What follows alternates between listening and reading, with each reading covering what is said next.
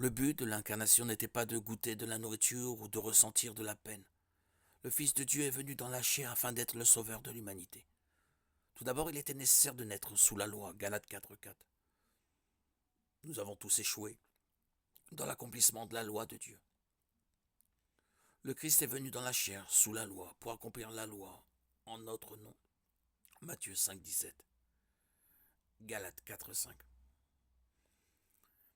Deuxièmement, il était nécessaire que le Sauveur verse son sang pour le pardon des péchés. Hébreux 9:22. Un sacrifice sanglant, bien sûr, nécessite un corps de chair et de sang.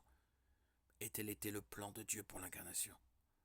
Quand le Christ est venu dans le monde, il a dit, tu n'as voulu ni sacrifice ni offrande sous l'ancienne alliance, mais tu m'as formé un corps. Hébreux 10:5. Sans l'incarnation, le Christ ne pouvait pas vraiment mourir et la croix n'aurait aucun sens. Dieu a accompli une œuvre incroyable en envoyant son Fils unique dans le monde et en nous offrant un salut que nous ne méritons pas. Louons le Seigneur pour ce moment où la parole a été faite chair.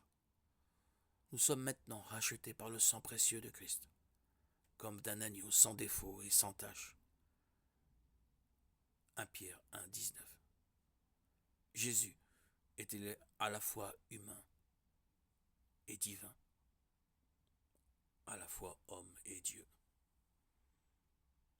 Alléluia.